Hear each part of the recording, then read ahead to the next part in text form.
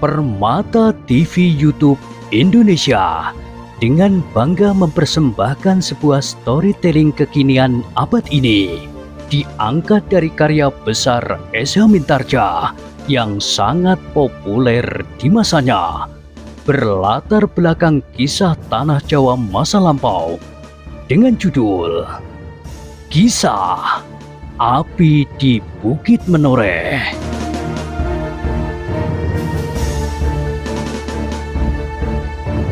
Pada kesempatan yang sangat baik ini, kita masuk pada episode yang ke-545.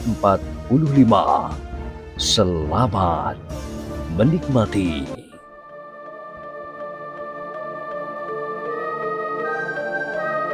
Di akhir kisah sebelumnya disebutkan, Kiai Gringsing dan kawan-kawannya yang duduk di atas tikar pandan ketika melihat seseorang keluar dari dalam mengikuti Raden Sutawijaya, segera memberi hormat dalam-dalam.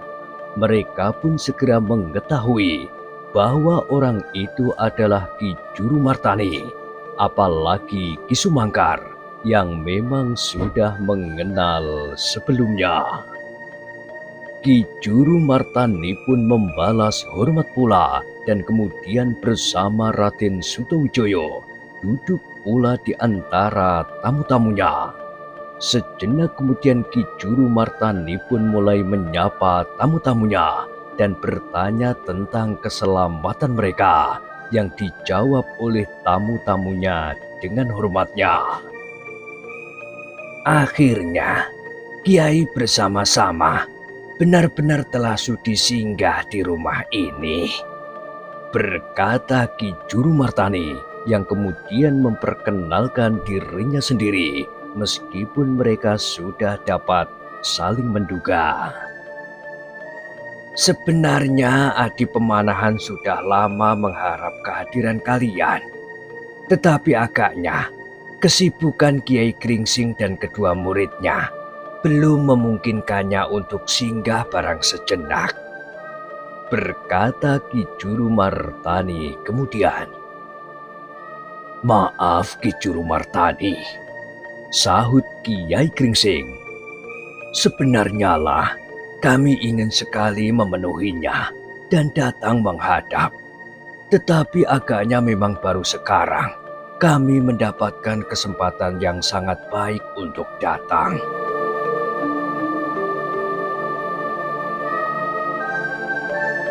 Ki Juru Martani mengangguk-angguk, ditatapnya tamu-tamunya seorang demi seorang. Lalu katanya, aku sudah mendengar acara kepergian Kiai ke Tanah Perdikan Menoreh. Agaknya Ki Demang akan mempunyai kesibukan dengan putra laki-lakinya yang gemuk ini. Ki Demang Sangkal Putung tersenyum. Jawabnya, ya Ki Juru Martani, sudah sewajarnya lah jika anak pola, maka ayahnya lah yang harus kepradah. Ki Juru Martani pun tersenyum, dipandanginya Swandaru yang kemudian menundukkan kepalanya. Namun di dalam setiap kesempatan, Ki Juru Martani selalu menyambar wajah Kiai Gringsing dengan tatapan mata yang tajam, seolah-olah ada sesuatu yang dicarinya pada wajah itu. Namun agaknya Kiai Gringsing sama sekali tidak menimbulkan kesan apapun. Wajah itu nampaknya benar-benar belum pernah dikenalnya. Meskipun Ki Juru Martani mencoba mengingat-ingat wajah-wajah yang pernah dikenalnya pada masa-masa yang lampau dan bahkan masa-masa yang panjang sekali, namun ia tidak dapat mengingatnya lagi bahwa ia pernah mengenal orang yang kemudian menyebut dirinya bernama Kiai Gringsing itu. Di luar sadarnya, maka Ki Juru Martani itu menarik nafas dalam-dalam.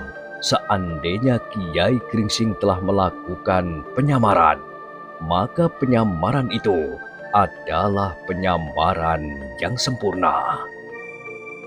Tidak akan dapat dikenal dalam waktu yang pendek, berkata Ki Juru Martani kepada diri sendiri. Mungkin setelah ia berada di sini 2 atau 3 hari, mungkin di dalam pembicaraan, atau mungkin di dalam ciri-ciri yang tersembunyi.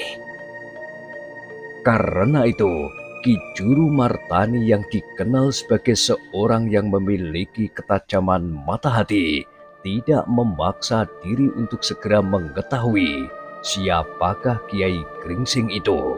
Apalagi sikap, tingkah laku dan sorot mata orang tua itu sama sekali tidak menunjukkan tanda-tanda apapun juga. Dengan demikian maka mereka pun kemudian terlibat dalam pembicaraan yang wajar. Tidak ada usaha untuk mengorek keterangan tentang pribadi yang dianggap tersembunyi itu. Setelah beristirahat sejenak dan setelah minum beberapa teguk dan makan beberapa potong makanan, maka Ki Juru Martani pun kemudian berkata, "Kiai, tentu Kiai sudah mendengar dari Angger Sutowijoyo bahwa Ki Gede Pemanahan kini sedang dalam keadaan sakit. Itulah sebabnya, maka kami minta Kiai singgah barang sehari 2 hari jika Kiai pergi ke Sangkal Putung." Kiai Gringsing mengangguk-angguk. Katanya, "Iya Ki Juru, menurut Raden Sutowijoyo, Ki Gede sekarang sedang menderita sakit. Sejak Ki Gede mengalami cedera dalam pertempuran di pinggir Kali Opak, maka Ki Gede menjadi sakit seolah-olah sekian lamanya, tanpa ada tanda-tanda bahwa sakitnya akan sembuh. Demikianlah Kiai, karena itu terserahlah kepada Kiai, apakah yang baik bagi Adi Pemanahan. Setelah Kiai hari ini beristirahat, maka Kiai dapat menengoknya." Kiai Gringsing mengerutkan keningnya. Nampaknya ada sesuatu yang dipikirkannya, tetapi ia tidak berbuat lain kecuali mengangguk-angguk kecil. "Tentu tidak usah tergesa-gesa Kiai," berkata Ki Juru lebih lanjut. "Kiai dapat melakukannya sore nanti atau malam nanti. Bahkan apabila Kiai masih perlu beristirahat dan Kiai menganggap saatnya baik, besok pun tidak ada keberatan apa-apa." Kiai Gringsing tersenyum. Jawabnya, "Ki Juru, aku akan melakukan secepat-cepatnya.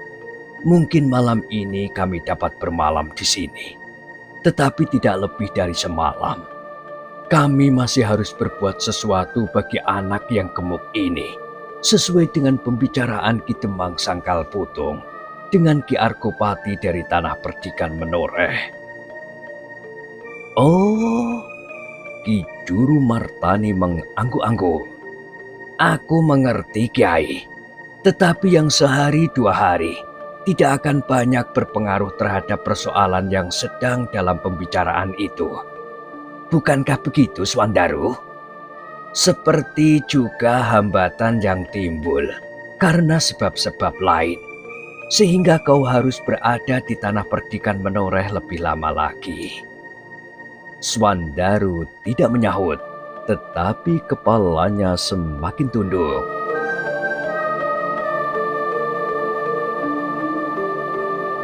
Yang ternyata kemudian menjawab adalah Kiai Gringsing.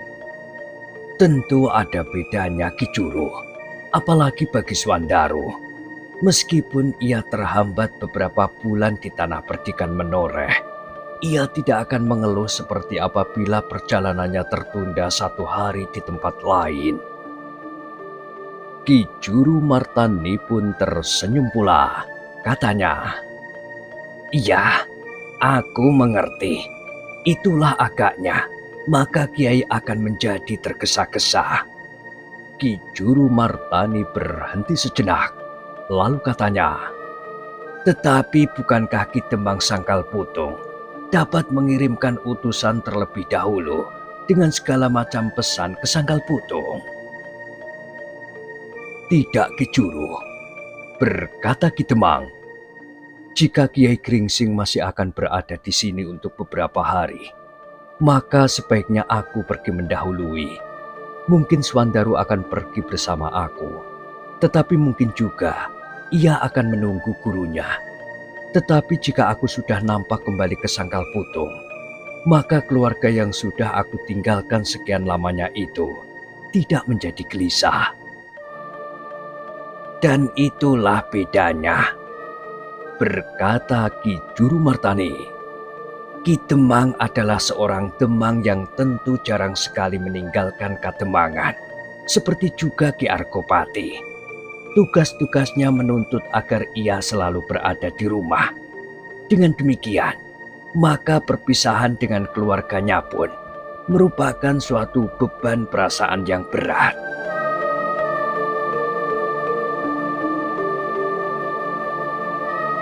Ki Demang mengangguk. Jawabnya, agaknya memang demikian Ki Juru. Keluarga dan Kademangan Sangkal Putung rasa-rasanya tidak dapat terpisah daripadaku untuk waktu yang terlalu lama. Sekilas Ki Juru memandang Kiai Gringsing, lalu katanya, agak berbeda dengan Kiai Gringsing. Sudah berapa tahun Kiai Gringsing mengembara? Ki Juru Martani berhenti sejenak, lalu katanya, maaf Kiai, agaknya tidak ada seorang pun yang menunggu kedatangan Kiai dengan tergesa-gesa, karena sudah menjadi kebiasaan Kiai melakukan perjalanan yang panjang. Meskipun demikian, tentu pada suatu saat Kiai berpikir pula untuk kembali ke suatu tempat, seperti juga bangau akan hinggap di Pelimbahan.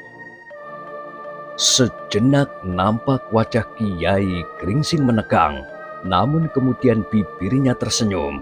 Senyum seorang tua yang nampaknya sudah meletakkan dirinya pada keadaannya dengan penuh keikhlasan.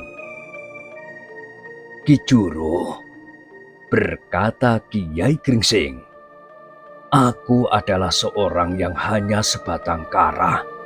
Aku tidak akan pernah berpikir kemana aku akan kembali sampai pada saat-saat yang paling akhir sekalipun. Karena atap rumahku adalah langit yang luas dan alasnya adalah bumi. Itulah sebabnya aku menganggap dimanapun juga di atas dunia ini sama saja bagiku. Jika sampai saatnya, maka di dalam dekapan bumi dimanapun tidak akan ada bedanya. Ki Juru Martani menarik nafas dalam-dalam, tetapi dengan demikian ia merasakan betapa rapatnya Kiai Gringsing menyelubungi dirinya.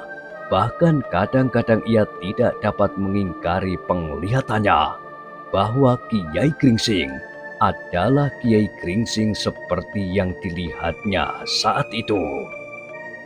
Namun ketajaman penglihatan Ki Juru Martani agaknya memang menangkap sesuatu, tetapi ia sendiri masih belum tahu pasti apakah yang sedang dilihatnya itu.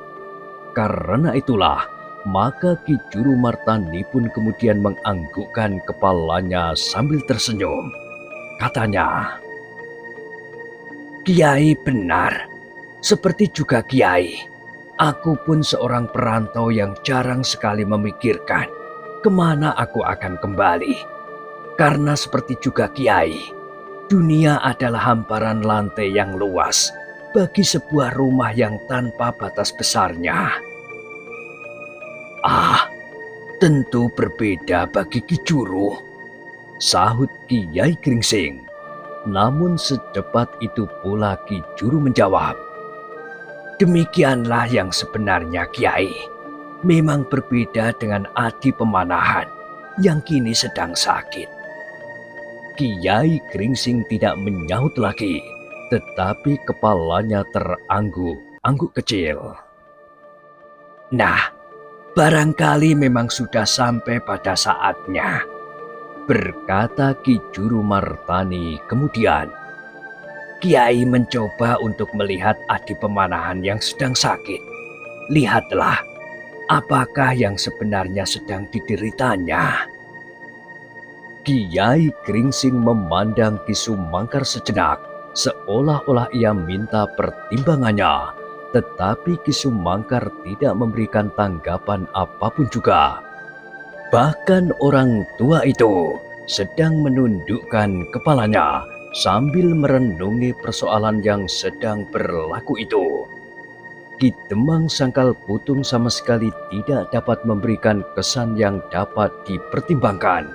Bahkan ia sendiri bingung menghadapi keadaan itu. Sehingga karena itu, seperti kedua anak muda murid Kiai Gringsing, ia duduk berdiam diri sambil menunggu perkembangan keadaan lebih lanjut. Sesaat kemudian mereka mendengar Kiai Gringsing berkata, "Marilah Ki Juru, jika diperkenankan, aku akan melihat keadaan Ki Gede Pemanahan." "Tentu, bahkan kehadiranmu memang sudah ditunggu-tunggunya." Demikianlah, maka Kiai Gringsing pun kemudian beringsut dari tempatnya. Tetapi ketika kedua muridnya bergerak pula, Kiai Gringsing berkata, "Tunggulah di sini bersama Ki Demang dan Raden Sutawijoyo. Agaknya lebih baik aku menengoknya sendiri, supaya tidak justru mengejutkan dan menimbulkan kesan yang agak lain." Agung Sedayu dan Swandaru menjadi termangu-mangu. Demikian pula Ki Demang Sangkal Putung yang untunglah belum bergerak sama sekali dari tempat duduknya. Yang ragu-ragu kemudian adalah Ki Sumangkar.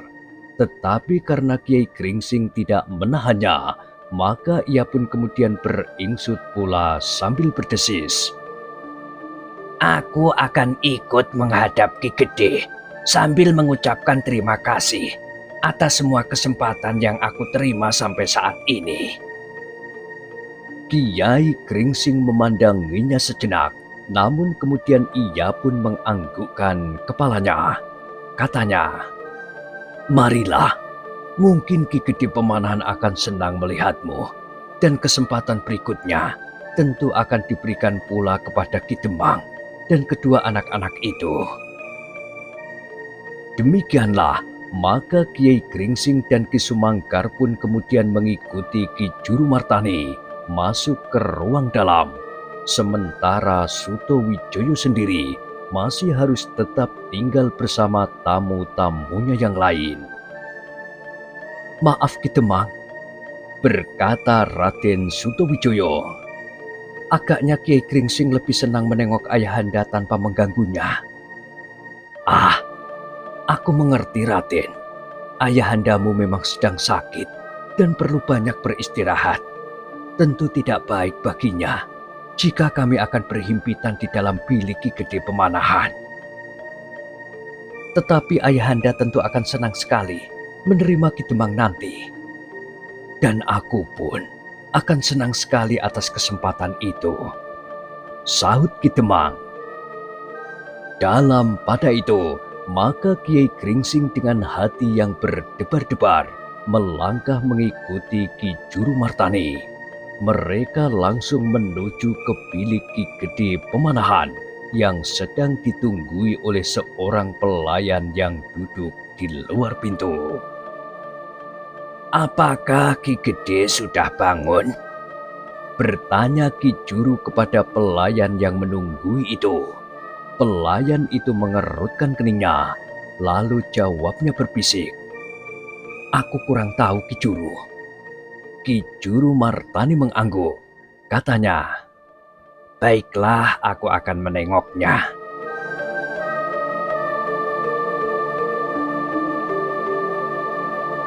Dengan hati-hati, Ki Juru Martani pun kemudian mendorong pintu bilik itu. Ketika pintu itu terbuka sedikit, dilihatnya Ki Gede Pemanahan terbaring diam. Perlahan-lahan Ki Juru Martani melangkah masuk. Dipandanginya wajah yang pucat itu. Bahkan wajah yang pucat itu ternyata dibasahi oleh keringat yang mengembun di kening dan dahi. Namun nampaknya Ki Gede Pemanahan sempat tertidur meskipun hanya sejenak. Ketika Ki Juru Martani berdiri di sisi pembaringan, maka Ki Gede Pemanahan membuka matanya. Ketika dilihatnya Ki Juru, maka ia pun tersenyum pula. Katanya, "Oh, silahkan Kakang, aku sempat tertidur sejenak." Itu baik sekali, Adi. Tidur adalah obat yang baik bagi kesehatanmu. Ki Juru Martani berhenti sejenak, lalu katanya, Kecuali itu, Adi, di saat ini orang yang menamakan Kiai Gringsing itu telah benar-benar datang. Ia berada di luar pintu bilik ini. Jika diizinkan, ia akan masuk dan menengok Adi barang sejenak. Ki Gede Pemanahan mengerutkan keningnya.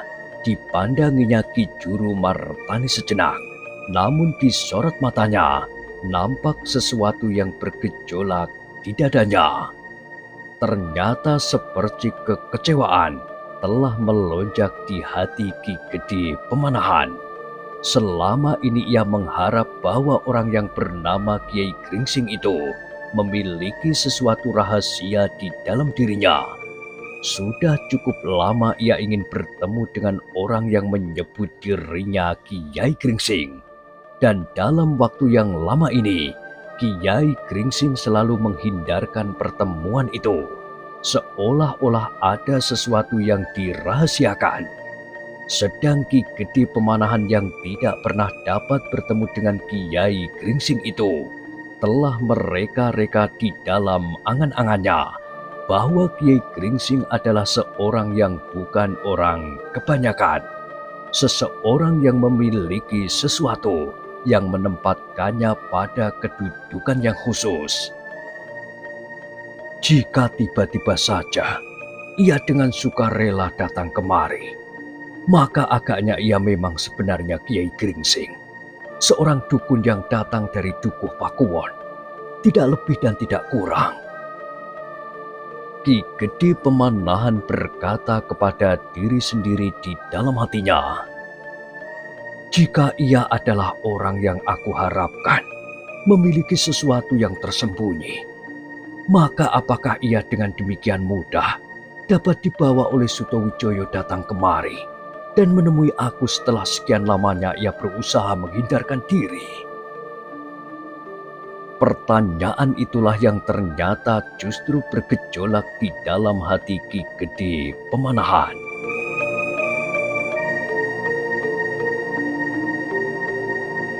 Dalam pada itu, Ki Juru Martani yang masih berdiri di sisi pembaringan itu pun kemudian mendesak karena Ki Gede masih tetap berdiam diri.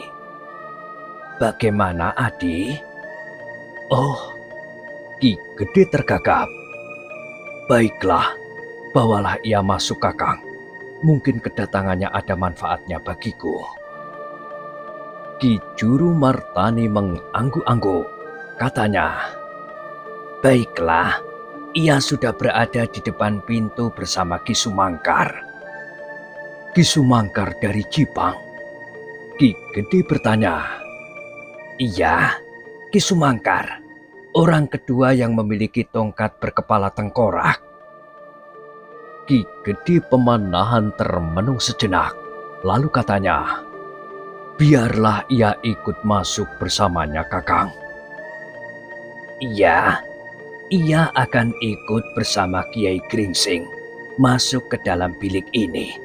Sedang Ki Demang Sangkal Putung masih akan menunggu. Oh, kenapa ia tidak dibawa serta sama sekali? Kiai Gringsing mengharap ia menunggu lebih dahulu di luar. Ia ingin masuk tanpa orang lain, kecuali Ki Sumangkar yang menyatakan dirinya ingin bertemu denganmu pula. Sesuatu terasa bergetar di dada Ki Gede Pemanahan. Kekecewaannya menjadi kabur. Namun berbagai macam tanggapan telah bergejolak di dalam dadanya. "Kakang," berkata Ki Gede kemudian, "aku persilahkan mereka masuk." Ki Juru Martani pun kemudian meninggalkan bilik itu. Di luar Kiai Gringsing dan Ki Sumangkar menunggu tanpa sepatah kata pun yang meluncur dari mulut mereka. Mereka masing-masing seakan-akan sedang tenggelam dalam angan-angan yang jauh mengawang mengarungi alam yang lain.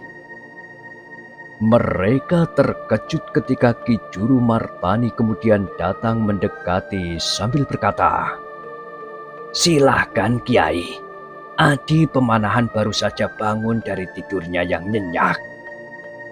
"Oh, seharusnya Ki Gede tidak dibangunkan." "Tidak, aku memang tidak membangunkannya, tetapi ia telah terbangun sendiri." Kiai Gringsing mengangguk-angguk. Kemudian ia pun mengikuti Ki Juru Martani melangkah mendekati pintu. Namun nampaknya langkah Kiai Gringsing menjadi ragu-ragu. Di belakang Kiai Gringsing, Ki Sumangkar berjalan dengan kepala tunduk. Agaknya ia pun merasakan sesuatu yang bergetar di dalam dadanya. Ketika Ki Juru Martani sampai ke pintu, ia pun berhenti dan menepi. Dipersilahkannya Kiai Gringsing melangkah mendahului masuk ke dalam bilik.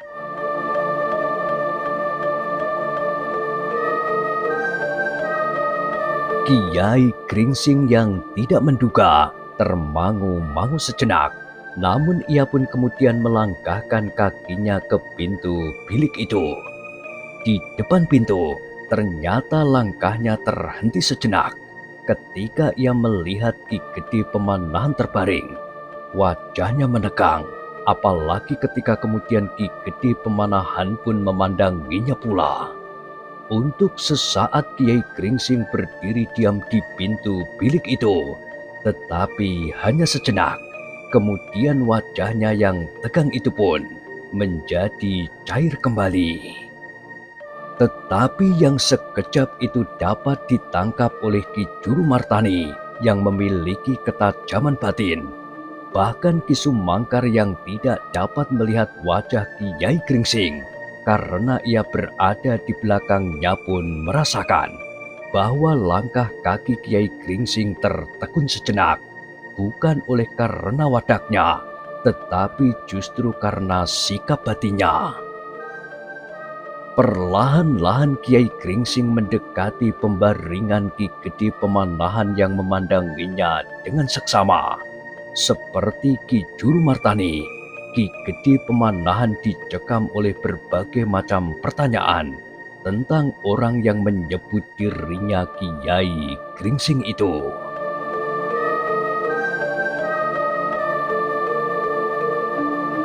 Namun seperti juga Ki Juru Martani, Ki Gede Pemanahan tidak begitu tergesa-gesa seperti yang sudah diduganya bahwa ia tidak akan dapat menemukan ciri-ciri lahiriah untuk mengenal orang yang dengan sengaja menyembunyikan diri karena penyamaran lahiriah adalah pekerjaan yang mudah sekali dilakukan.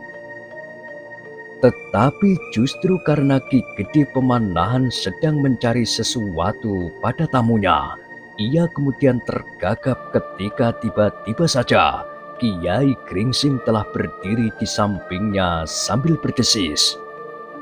"Maaf Ki Gede Pemanahan, bahwa aku dan Adi Sumangkar telah mengganggu Ki Gede yang sedang beristirahat." "Tidak, tidak," jawab Ki Gede terputus-putus. Silahkan Kiai," jawab Ki Gede Pemanahan. Ia akan mencoba bangkit, tetapi ditahan oleh Kiai Gringsing sambil berkata, Jangan Ki Gede, sebaiknya Ki Gede tetap berbaring. Agaknya Ki Gede benar-benar memerlukan istirahat sepenuhnya." Ki Gede Pemanahan mengurungkan niatnya, namun terasa bahwa nafasnya telah memburu. Dengan sekuat tenaga, ia mencoba menahan diri dan mengatur pernafasannya. Tetapi agaknya Ki Gede Pemanahan tidak segera berhasil, bahkan terasa seakan-akan nafasnya menjadi sesak.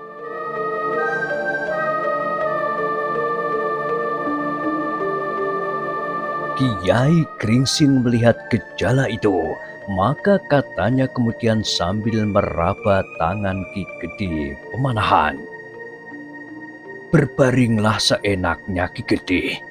Ki Gede Pemanahan harus beristirahat lahir dan batin. Jangan memaksa diri berbuat sesuatu yang memerlukan tenaga, baik tenaga bagi badan wadak maupun tenaga bagi batin Ki Gede." Ki Gede menggeleng lemah, jawabnya di antara deru nafasnya. "Tidak, Kiai. Aku tidak berbuat apa-apa.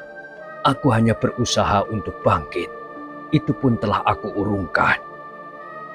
"Itu adalah gerak lahiriah," sahut Kiai Gringsing. "Lalu maksud Kiai, apakah Ki Gede tidak sedang memikirkan sesuatu yang dapat merampas banyak tenaga?" Ki Gede Pemanahan menarik nafas dalam-dalam. Dalam sekali, agaknya pertanyaan Kiai Gringsing itu adalah pertanyaan yang wajar. Namun bagi Ki Gede Pemanahan, pertanyaan itu bagaikan suatu peringatan bahwa ia tidak perlu mencari sesuatu selain yang nampak oleh matanya, sesuatu yang tidak kasat mata. Ternyata bukan Ki Gede Pemanahan saja yang dapat merasakan sentuhan serupa. Ki Juru Martani dan Ki Sumangkar pun merasakan pula peringatan yang lembut itu. Perlahan-lahan, Ki Gede Pemanahan mulai dapat menguasai pernapasannya kembali. Tanpa disadarinya, ia mengangguk-anggukkan kepalanya perlahan-lahan. Katanya, "Kiai, bukankah aku tidak berbuat apa-apa dan tidak memikirkan apa-apa? Tentu saja aku tidak dapat membuktikan bahwa aku sedang mencoba mengosongkan perasaan dan pikiranku." Kiai Gringsing mengangguk-angguk pula. Jawabnya, "Syukurlah, aku cemas bahwa Ki Gede Pemanahan terlampau berpikir tentang Putranda. Aku sudah mendengar dari Raden Sutowijoyo apa yang telah terjadi." Oh, Ki Gede yang tengah berbaring itu mengerutkan keningnya. Sesuatu bergetar di dalam dirinya. Bahkan ia bertanya kepada diri sendiri, apakah benar yang dimaksud Kiai Gringsing itu seperti yang dikatakannya? Karena aku terlampau memikirkan Sutowijoyo atau memikirkan teka-teki tentang diri orang tua itu. Ki Juru Martani dan Ki Sumangkar pun menarik nafas panjang. Mereka juga tergetar oleh kata-kata Kiai Gringsing, seolah-olah ia ingin mengarahkan persoalan yang tidak nampak oleh indera itu pada Raden Sutowijoyo yang memang sedang dibelit oleh persoalan yang rumit.